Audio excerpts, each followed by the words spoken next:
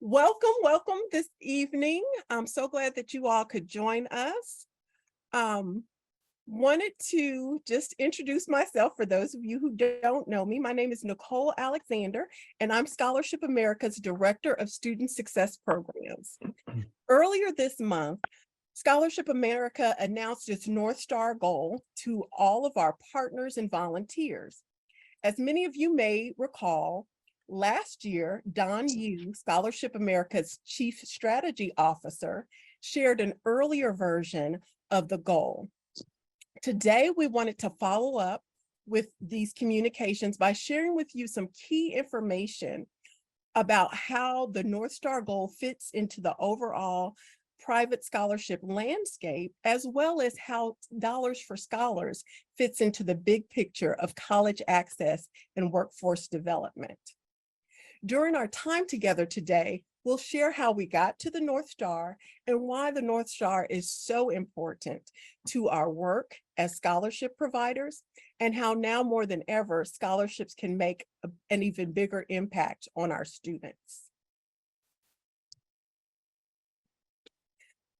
So just a little housekeeping before we get started. All of the participants are muted, and we will allow you an opportunity to share questions, ask questions by just typing those into your chat box there in Zoom in the control panel. And then we'll either address those during the presentation, but more likely we'll be addressing those in the last 15 minutes or so during our Q&A session. And finally, this webinar is being recorded, so you'll be able to get access a copy of this recording in affiliate resources. And with that, I am happy to introduce our speaker this evening. Many of you know him. Mike Nylund serves as the president and CEO for Scholarship America, and he has more than 20 years of experience and a deep knowledge of financial aid policy and administration. Mike joined the organization 10 years ago in 2013, and most recently served as the Vice President of Product Strategy and Partner Solutions, where his team developed new strategies to support students as well as adult learners. Prior to coming to Scholarship America, he led one of the nation's largest centralized financial aid offices at Capella University. He worked side by side with admissions and academic advising to ensure positive student outcomes while maintaining compliance with federal and state financial aid regulations. Now, Mike himself is a graduate of Michigan State University, where he learned firsthand about the value of private scholarships.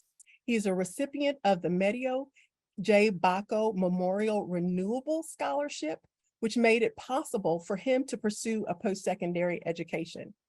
Mike and his husband, Scott, live in St. Paul, Minnesota, where they spend every winter dreaming of life someplace other than Minnesota. True statement. So without further ado, I'm going to turn things over to Mike. Thank you, Nicole. Fun introduction. I appreciate that. And nice to see you all again. I was actually supposed to be on that call with Don Yu that Nicole referenced, but my flight changed. So I'm sorry I missed that, but it is really good to see you all again. And I'm so grateful that you have chosen to spend the next hour with us as we dig in deeper into what I think of as our collective opportunity to do more for students through the use of scholarships. As Dollars for Scholars volunteers, I want to be clear that you are a vital part of our mission, which is to eliminate barriers to educational success. And as your partner in delivering on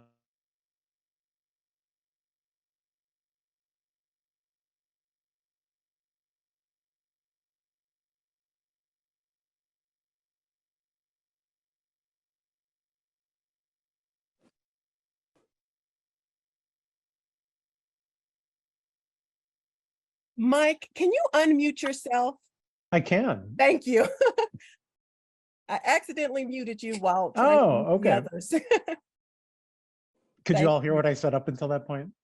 I couldn't. No, Sorry. Oh, okay. Wow. Well, no. you could, if hopefully you could lip read. Let me start over at the beginning. And what I started saying was, first of all, I'm sorry I missed that meeting with Don Yu. I was scheduled to be with y'all, and there was a flight change, and so I missed it. And I'm really sorry I couldn't attend that meeting, but I'm thrilled to be with you all here today.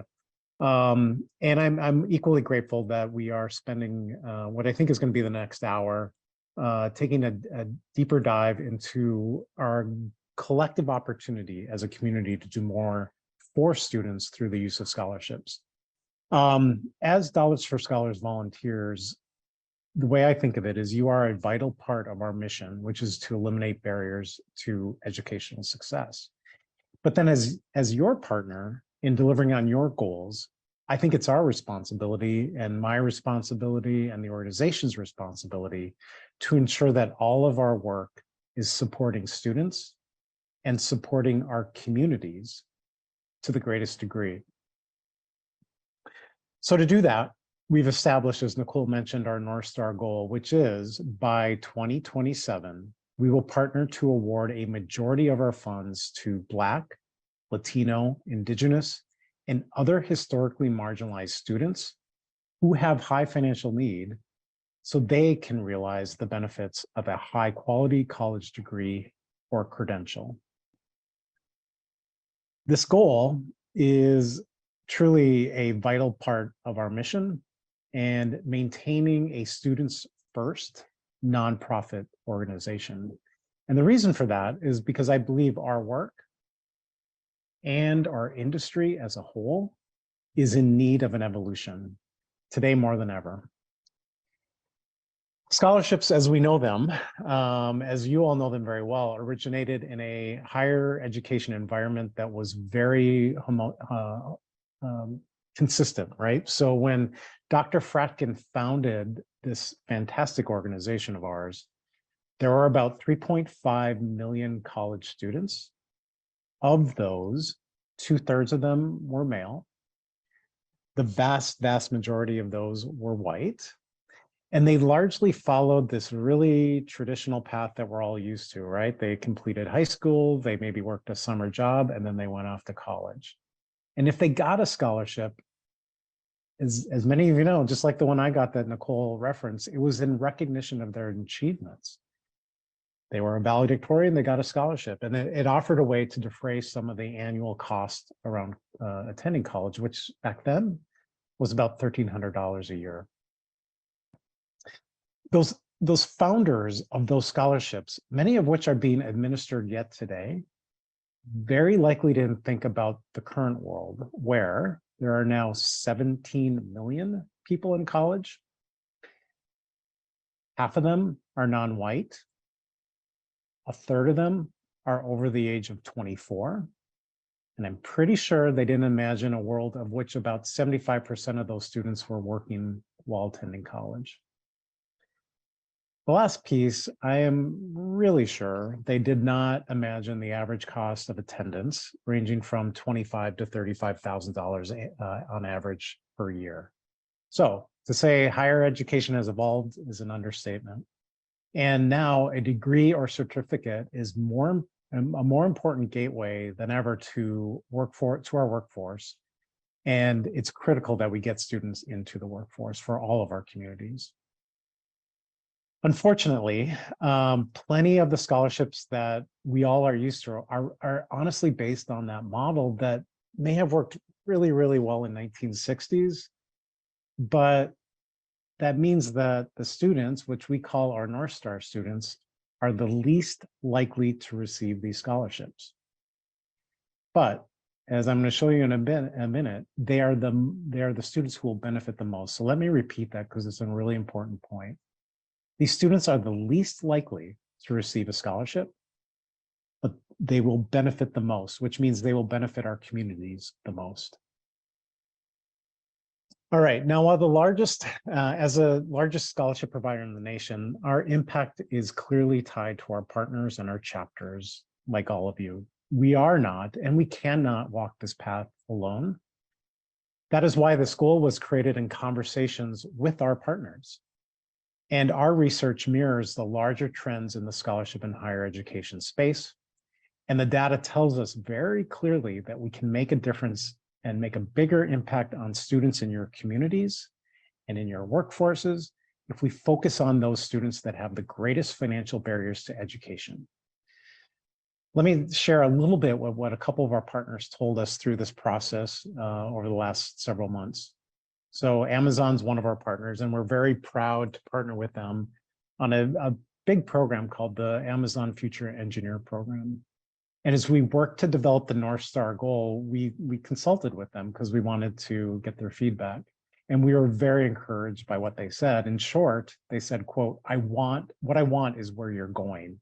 What I want is where you are going. You can see some comments on the screen here that a senior product manager from Amazon shared in on our LinkedIn page. And I won't read the quote verbatim, but what I'm most proud to share is this part, quote, "This is a big deal because Scholarship America distributes more private aid than any other single institution.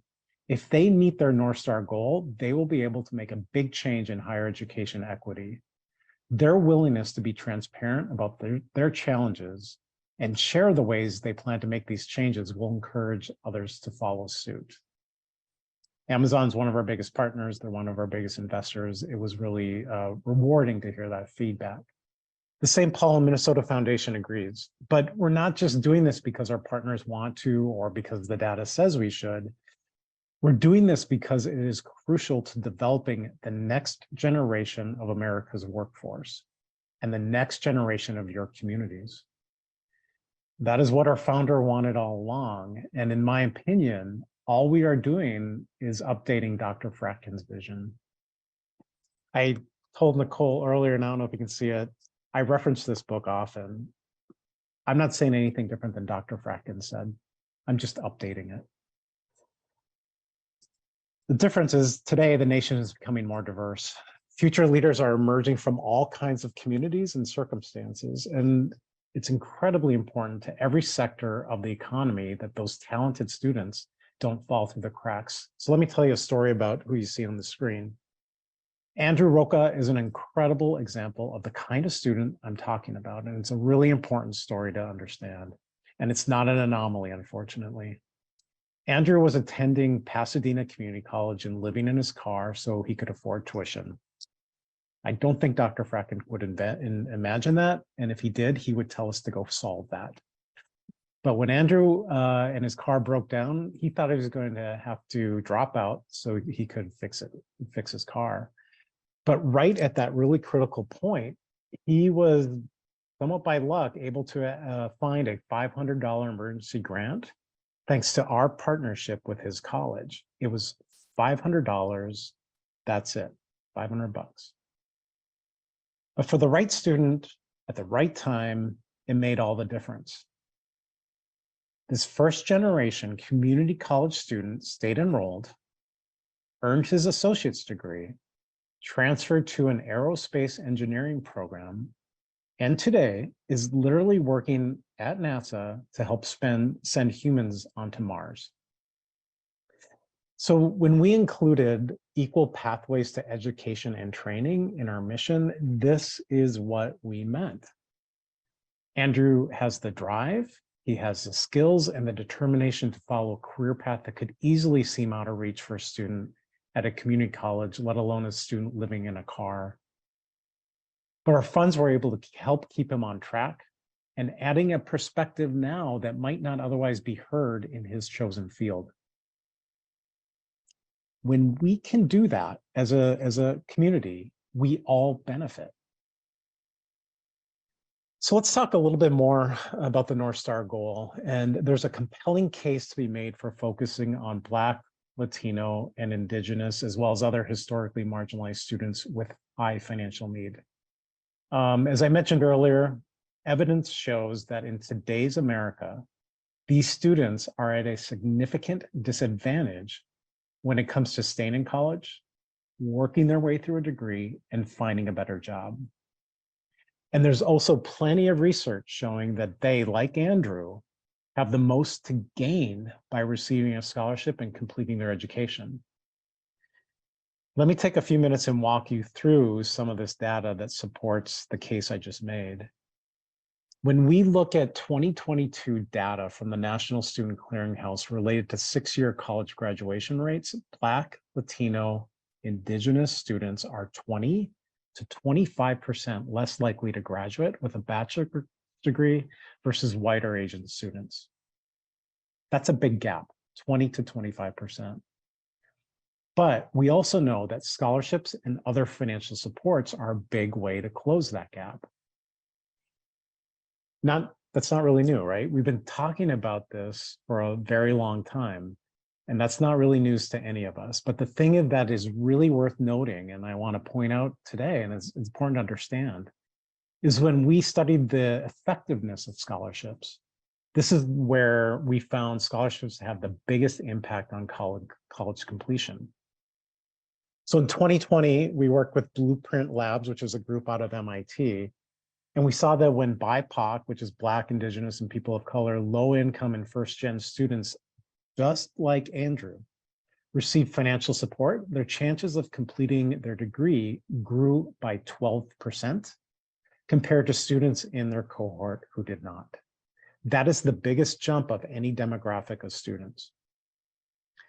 So if we have the tools to remove those barriers, and we know which students will benefit the most from those tools, why do we still have this problem? Well, because right now, we're still using that outdated scholarship paradigm I talked about earlier. And so while our dollar amounts as a whole may look really impressive, there's a complete imbalance in the way they've been awarded. Simply put, we're not getting the scholarships to the students who would benefit from them the most. That means students in your communities are losing out, and it also means your philanthropic investment isn't making the biggest impact on your community that it could be. And that is the key message I want you all to hear today, is if you're looking to have an impact on your community, there is a better way to do that. Now, I want to be clear, this is just not a Scholarship America problem. So based on the research with somebody that, I worked with in my past financial aid days and I've known for decades, Mark Kantowitz, we can see in the graph that across the private scholarship industry, the likelihood of being awarded a scholarship drops to 8 or 7% if you're a Latino, Asian, or Black student. It's a similar story for first-gen and lower income students. You are less likely to receive a scholarship if you are in any single one of these categories. In fact, the gap between the wealthiest families and the lowest income families is continuing to grow. Now, on the slide, there is a ton of detail, and Nicole will send this deck out following the presentation. But this chart that we're sharing from Mark shows that students who have the least need for financial support to attend college are getting 2.3 times more scholarship funds than students with the biggest financial gap. So think about that.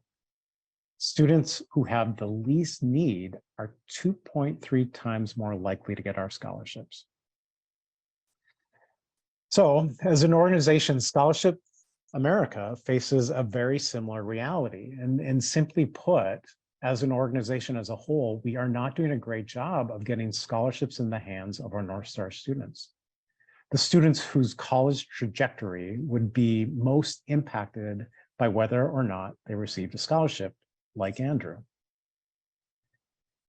Despite there being a significant number of students who absolutely need those scholarships to get in, stay in, and graduate from college, our scholarships have overwhelmingly been awarded to those who are likely to graduate with or without the help of our support. Which is why we are so focused on this North Star goal. In order to eliminate barriers to educational success so that any student can pursue their dream, we have to direct our efforts towards the students facing the biggest barriers. Think back again to that story I just told you about Andrew. Every single data point we just shared would indicate he's among the least likely of students to receive a scholarship, but the most likely to benefit. If he hadn't been part of that small 11% we currently deliver to the first generation low income students, I don't know where he would be, but I don't think he would be at NASA sending humans to Mars. I think the thing that always catches me about this point is Andrew is today an actual rocket scientist because of that $500. Our North Star goal will help us do more for students just like Andrew, and will also help us make a significant greater mission impact as a nonprofit.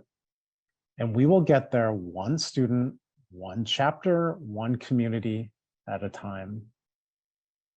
As an organization, Scholarship America is thinking about our North Star goal on a macro scale, serving hundreds of thousands of students and thousands of partners every year. But every one of those hundreds of thousands of students comes from a community just like yours. And I use the word community broadly, however you define it. But wherever your community is, there's a student just like Andrew, I promise you there is, whose life could be changed by a scholarship and who is at risk of missing out. And that student missing out is going to have a negative impact on your community. That's why our strategy for achieving our North Star goal is really twofold. Scholarship America, as you know, has a very long and proud history of working with partners, chapters, and communities, and we are not eliminating or requesting any changes to existing programs. That's not what we're here to do today. Instead, we will achieve our North Star goal by continuing to do what we're good at and by growing to meet the increasing needs of students. As I mentioned earlier, higher education is at an inflection point. Even as high school students are graduating in more diverse classes by the year, today's Supreme Court decision on affirmative action will likely make higher education even more unreachable to our North Star students. This means we have a huge opportunity to rethink how we connect to support students and how Scholarship America is using our North Star goal to guide our growth and develop new partnerships to focus on the students most in need. As I said, we're not asking any program to make any changes. However, a lot of partners and some volunteers have already told us we're on board. We get it. Where do we start? So if that's you, there's a few things you can do, start doing within the next program cycle. You can join us as we work to eliminate that outdated distinction between need-based and merit-based scholarships. Too often we see scholarships as a reward for high GPA or a good test score, but those are often a measure of a student's background, privilege, ability to afford coaching, test prep courses, and being able to take tests multiple times. Instead, celebrate students' contributions to their family, their part-time jobs, or overcoming setbacks and persevering through their education experience. And then my next point's pretty important. And it's something I believe in my core. Scholarships are not college admissions. Schools have already assessed these applicants and they found them to be worthy of admissions. We're not here to decide if we think they'll be successful, but we are here to help them afford that journey. Next thing you can do, ensure your program considers financial need. We want to work together to better identify students for whom a scholarship truly makes a difference between staying in and dropping out. As you know, the Dr. Fratkin Legacy Award applications are now available. I'm sure Nicole has made you aware of that. Your chapter may want to use this opportunity to apply for an impactful scholarship renewable scholarship award to consider how you can start or expand a scholarship program that considers financial need. Connect with a North Star student in your community and make sure they are aware and encouraged to apply to your scholarships. Sometimes I think what we find is it's just a matter of thinking differently and thinking outside the box and reaching out to a community of students who might not know that you're there to help. Create flyers, reach out to educators or counselors at your local school, or find maybe a club, a student group that you haven't identified earlier. These are really just the beginning ideas. I encourage you to reach out to us and your contacts at Scholarship America to kick off a conversation if you want to learn more. We really do need everybody in this organization working together to make this goal a reality. My hope is by spending time and revisiting some of these foundational concepts behind what's driving our North Star goal, we were able to take our work and our partnership to the next level on behalf of these students that need our help the most.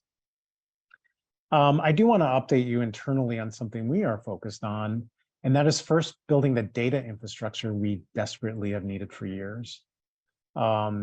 We will keep you updated on that, but it's a significant improvement for the chapters, and we'll keep you updated as we make progress on that. Externally, we're focused on connecting with more partners, expanding our reach to broader networks and students, and much, much more. So that's a quick update of what's happening internally and what we're doing next externally. I think for now, Nicole, I'd like to turn it back to you, who I think you have an example you'd like to share from one of our chapters. I would. Do we have a representative from Excel Beyond 211 on with us? I believe we might have Miriam Badi Mushtaq with us. She is a mentor and a board member for Excel Beyond 211. And I wanted her to share a little bit about a student story that's very close to her heart, one of her mentees. So Miriam, are you with us? Can you unmute and share with us? Yes, I'm here. Can you guys see me? We can hear Yes. you. Okay. Oh, I can hear you. Yes. And we can see the Yes. photo of Rabia Salman, your mentee. Okay. I can Okay. see you though too. Yes. Okay, cool. Yeah. Hi. Hi, everyone. My name is Miriam, and I've been with EB211 for 4 years. And I'm also on the board, and I also manage the social media. So Rabia was actually my first mentee when I got started, and I've been with her for the past 4 years. She is, a very bright student, very smart and hardworking, and I was very proud to have her featured in our celebration this year. Rabia recently graduated this year from DePaul University with an accounting degree, and she also minored in Spanish and management information systems. And she's the eldest in her family. She moved from India to the US at a very young age, and this was all very new to her. But Rabia in general, she stands out a lot because of all the successes she's had in her college career. Rabia was actually on the board of her honors accounting fraternity, which was a really big deal. She was selected to be, in the top 25 of her graduating class, which is amazing, very, very smart person. And she actually interned with 2 of the big accounting firms, so Deloitte and KPMG, and she got an offer from both. So she accepted an offer with KPMG, and she's actually going to be starting with them in August. Overall, I think Rabia, she's really thankful to EB211, and she's mentioned this to me a lot before as well. Of course, number one being the scholarship she's received from the program all 4 years to help her pay for her college. She also received some grants in the beginning where she used those for her books, or sometimes a lot of the classes had online programs. So she used those funds for that. And lastly, she got kind of more, used to kind of her college in the beginning, her college career, and all of her experiences when she first started through kind of what EB211 taught her when she first was initiated as a mentee. So EB211, we went through FAFSA tips, college career tips, and any kind of information. We kind of trained them in the beginning. So she kind of held on to that throughout her college career. She also has been with me for the past 4 years. So we would do weekly check-ins, and it would be every Monday morning we would check in and talk about her week. So Rabia and I would talk about, successes, things that were going well, things that weren't going well, and we kind of talked about that. I also helped Rabia with some of her letters of recs when she was applying. So that was really nice. And when Rabia actually first started college, I took her to the DePaul campus. She was commuting, so I took her to the DePaul campus and I showed her around because I also attended DePaul University. So I showed her between the two campuses and kind of made her a little bit more comfortable for her commuting experience. And lastly, actually, I asked Rabia, I was curious, what was the most impactful thing about the Excel Beyond to 11 chapter to you? And it was so funny and interesting to me because she said she went to the celebration every 4 years that we had, and she was so intrigued by all of the people that were with her and all the stories that she heard from speakers. And whether it was alumni or if it was just guest speakers, she was just so motivated from that. And it was such a full circle moment for her because she actually spoke at the celebration this year. And I think that's what EB 211 is about, just giving students that support and that motivation. And when I first met Rabia, she was very, very shy, didn't talk much, didn't want to share a lot. And just seeing her grow so much to be someone who can speak in front of 300 people, I think was just the biggest transformation. And I think just aside from, EB 211 supporting her with her college career and, scholarships, it's also just having that one person that's her support system. So I think just seeing how far along she's come and, has transformed into individual she is right now and has become today, I think has just been a really good progress to see. And I think with all of the students in EB 211, we see so many different students and they're so smart, but sometimes they just need that push and they need someone to believe in them. And I think that's the best thing we've offered, aside from obviously, the information we give them for college. I think just them having that support system transforms them into such confident beings. And that's what we like to see. Mm-hmm. And Miriam, wouldn't you say that your investment, so there was a financial investment, right, that EB 211 made in Mm-hmm. Rabia, but there was also that personal investment that you made in her, with your time and encouragement. And from my understanding, she's the first person in her family now to obtain a college degree. And so to me, it just shows that type of investment, both financial and through your support, it can change not only an individual, but a family as well. And then as Mike talked about earlier, it can change communities. So thank you so much for sharing that with us. Of course, thank you so much for giving me the opportunity to talk about Rabia. Thank you. Well, we do have plenty of time for questions. So let me, I'll check the chat, but actually I have a couple of questions here. Mike, what are some of the examples of how you're reaching North Star students today? How Scholarship America is reaching North Star students today? Yeah, I think it's, it's kind of back to some of the ideas I talked about earlier. It's really going to meet them where they're at. And so how we're thinking about that is through a couple pilots, including partnerships with community-based organizations or CBOs. And I'm sure there are many, at least one in every community represented today. And where the CBO, that community-based organization, selects the scholarship recipient and tracks the student outcomes directly. These organizations then are positioned really, really well to support the student with coaching and mentoring. These are nonprofits, similar mission like we have, and they have on-the-ground knowledge of specific students' needs, of goals and challenges. So we're working with a couple, we're doing some pilots right now with CBOs that have all the support in place to help the students, North Star students, and we're trying to deliver the scholarship funds to them. Thank you. So another question, what if my community doesn't have the demographic makeup to support the North Star goal?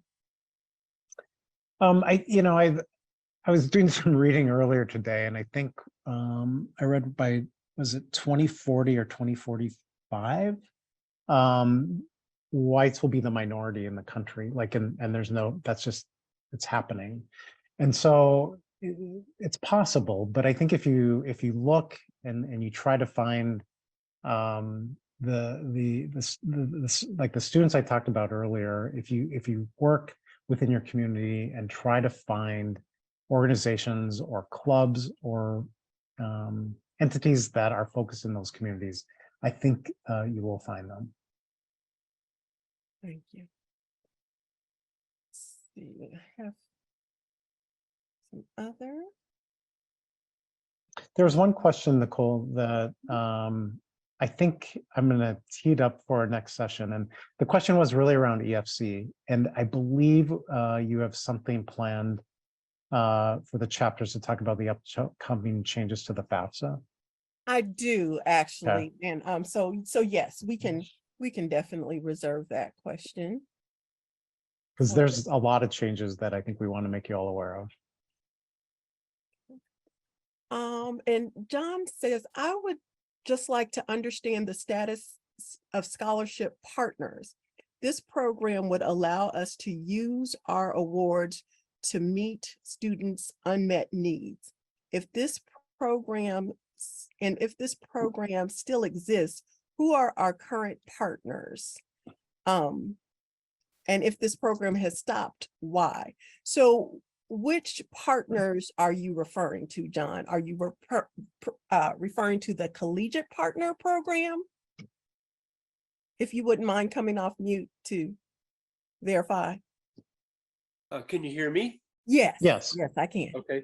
So the vast majority of students that my organization serves really seem like the students that you are trying to focus on. And so if I have a student that had, let's say he's going to the University of Minnesota and the family need is, let's say, $1,500, and that they're supposed to come up with that money, and the U of M was a partner with Scholarship America, they would allow our aid to go towards that family contribution and not impact the rest of the student's financial aid. And that was a huge thing for us. It's a huge thing because the kids that we serve are very economically challenged. And I was kind of under the impression that maybe that program stopped. And I'm concerned about that because it was a very, very big advantage to us trying to serve the students that you guys are now focusing on.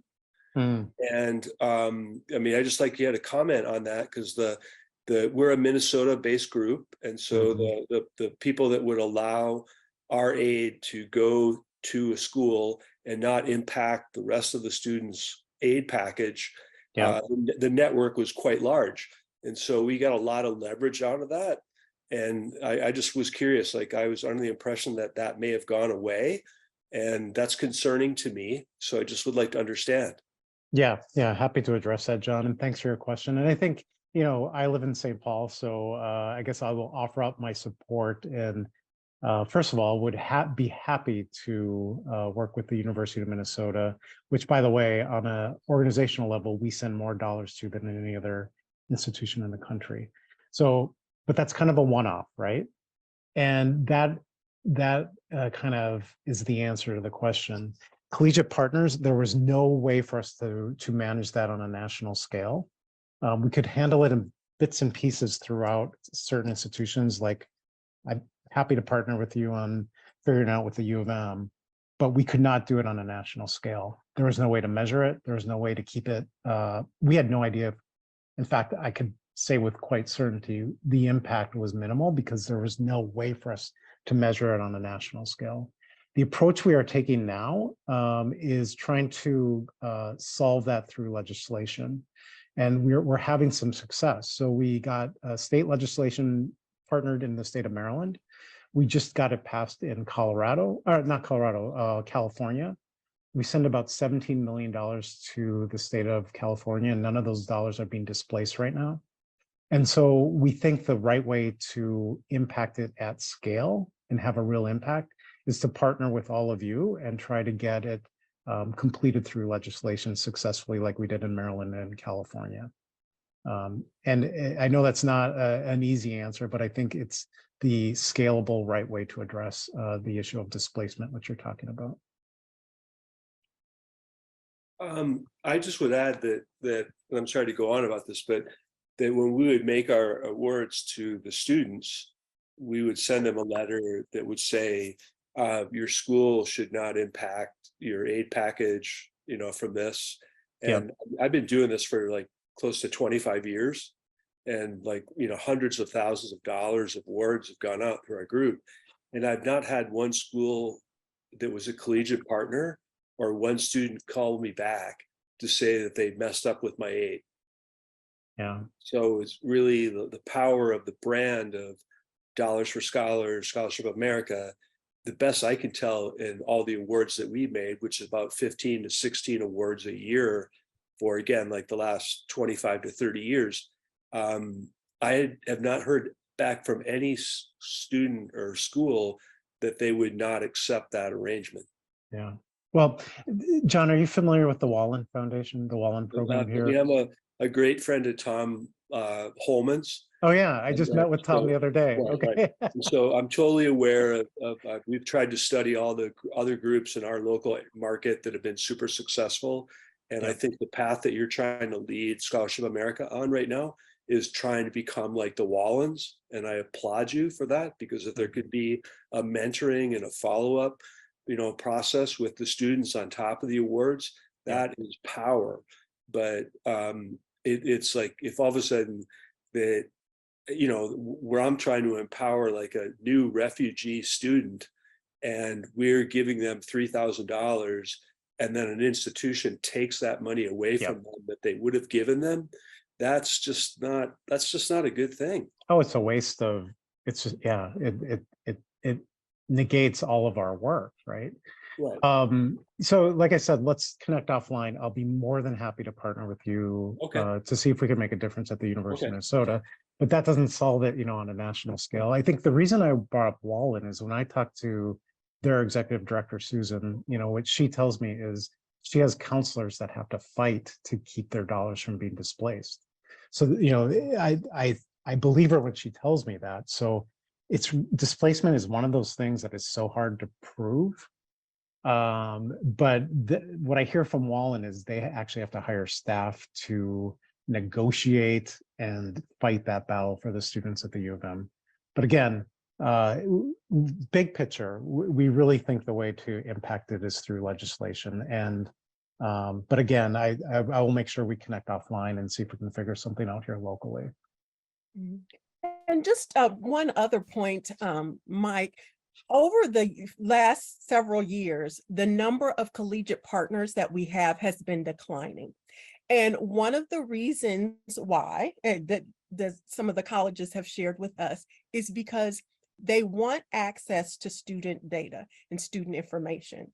As a part of our agreement with you, we do not allow external partners to have that kind of access to your students' data.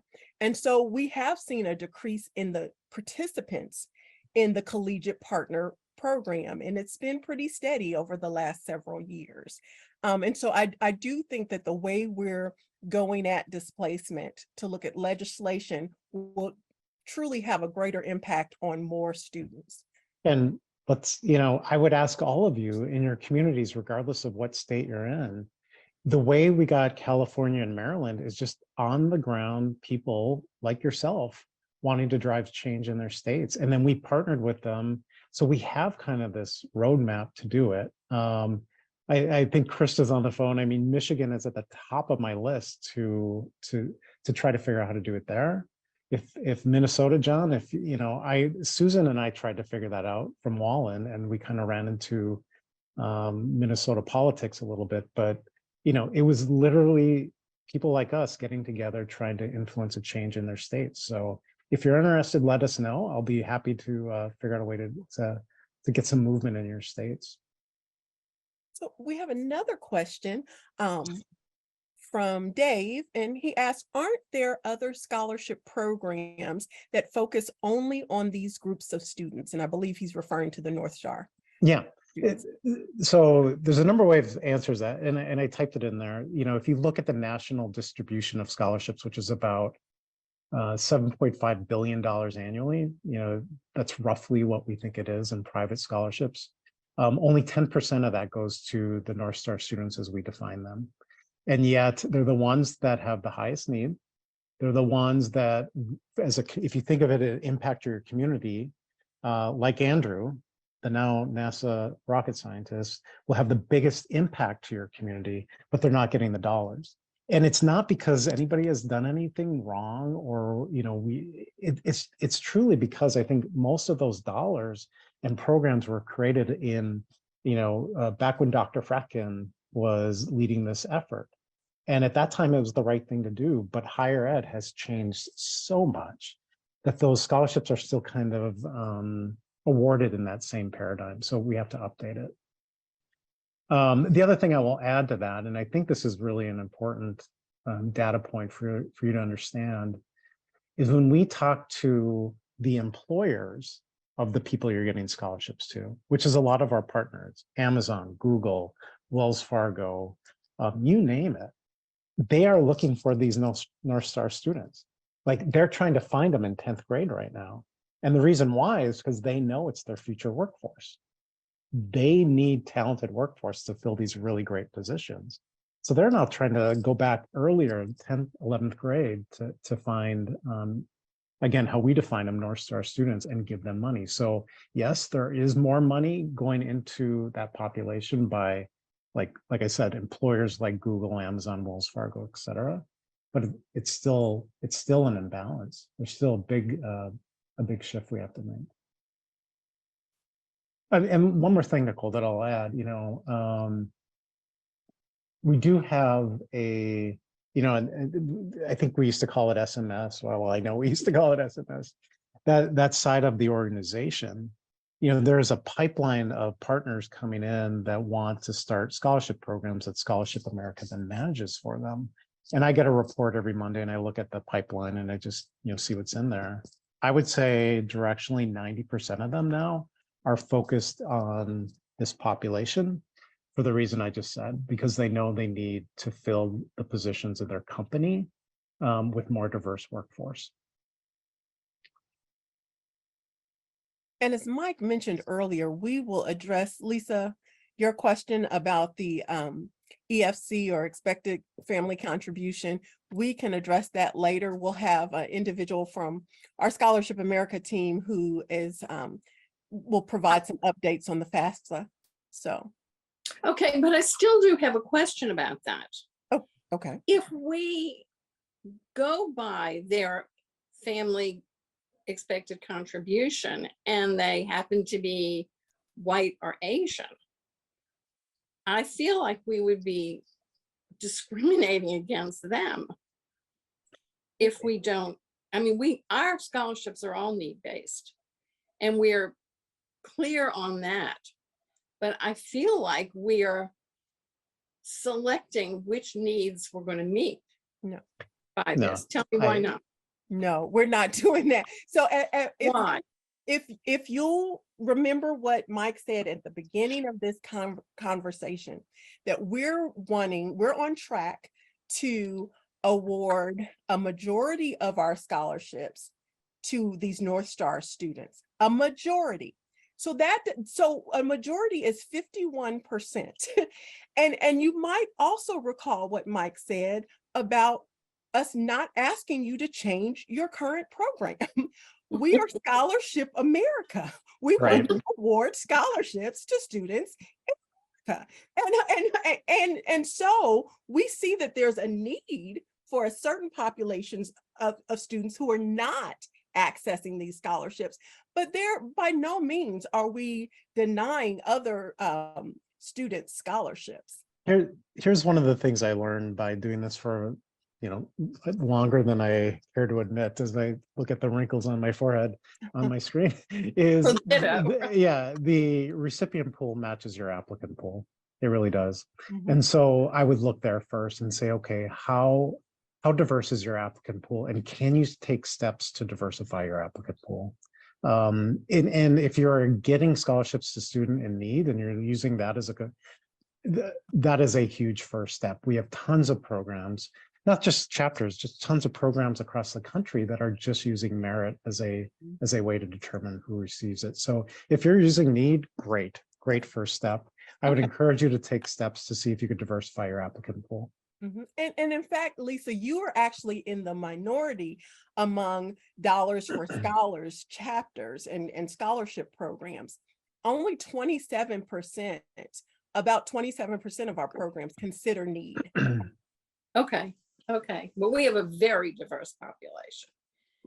So, and very diverse recipients. So I feel like we're doing it all okay. So Great. So we still have a little time. I hope I'm not missing, I don't think I'm missing any other. Let's see. Oh, so the other question was, is the North Star program focused on need or demographics, as Nicole just stated?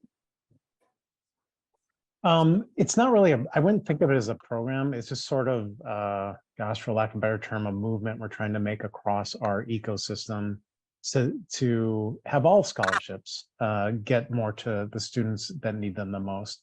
And it is a mix of, it's both. It's the students we talked about with high financial need. So it's both. Mhm. So we have a few more minutes. If there are other questions, I don't see any more in the chat, but if others of you have questions, please feel free to share those now. And if not, I can give you 8 more minutes back in your day, in your evening. Nicole, this is Nancy from Excel Beyond. I would just like to thank you and Mike for everything that you have done in your leadership. I think it makes such a huge difference with our chapters, but I also think that you are going in the right direction. And I'm so pleased to see that. So I think it will, and especially after the decision today, will be needed more than ever. So thanks for everything that you do to support our chapters. It makes a huge difference because then we can do the work that we need to do. So thanks. Thanks, Nancy. Thank you, Nancy. Nicole, I have a question, Sure. if we can. I had typed this in, but obviously it didn't transmit the way it needed to. Getting back to FAFSAs, and we have always done merit-based scholarships. And part of our concern has been what you were discussing a little bit before with displacement is we do not have enough understanding of the ins and outs of Pell Grant's financial need and what a student who truly has the financial need, how it will affect them if we give them significant scholarship, because the last thing we want to do is take away their free money just, because we gave them a scholarship, and then there's either a tax implication or an implication of whoops, now you don't get those funds. So where can we as a chapter get this information, learn more about it so that we don't make big mistakes if we do try to give need-based? Susan, where are you located? I'm sorry. We are in Northern Indiana, Elkhart. Oh, I used to live in South Bend. That's a good question. Do you mind if we take that, do a little bit of thinking and get back to you? No, that would be fantastic. Yeah, I mean, I have a lot to say about it as a former financial aid director, but it would take up a half hour. So I think, yeah, well, it'd be great to connect on Elkhart and Michiana. So let's just connect offline and we'll give you some ideas. And actually, Jonathan would be interested in that too. So perhaps when we have our session and discuss the FAFSA and perhaps we can share more about that as well. Yes, as Krista said, a webinar night might be great for that. I think it is a big topic, and displacement is a very, very difficult thing to manage and understand and find and see. And maybe in that session I can, or somebody can come in and we can give you a little bit of update of what we're thinking about. And I'm ahead of my skis a little bit, but we're on the cusp of doing some pretty cool research that I think will help us understand displacement nationally. So perhaps in an upcoming session, we can give you an update on that as well. Okay, great. Yep. Thank you. Thank you, Susan. Any other questions? So Nicole, I made a couple of commitments and a couple of follow-ups. If you could keep me honest. Yeah, and this okay, is great. being recorded, so you are Okay, good. Yeah, so it's official. I've got to follow up.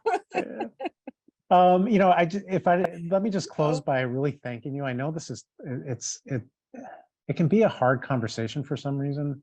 I am a very pragmatic type of person, and so when we set a mission of the board voted on this unanimously, we are going to help those most in need. I started saying, okay, let's define who that is, and then we figured that out through research and data, and now we have to figure out how to execute on that. So sometimes it can be a hard discussion, it can be an emotional discussion, but I just wanted to thank you all sincerely for taking the time to understand why we're doing this, and you know, joining us on this journey. It will take time, but I just wanted to offer my sincere thanks. Thank you. All Thank right. you so much, Mike, for being with us this evening. Thank you all for joining us this evening. And as you heard, we have our work to do. So we will be arranging those subsequent webinars to share more information with you. But we truly appreciate all you do for students, and we want to help continue to support you in that vein. So thank you all so much and enjoy your evening.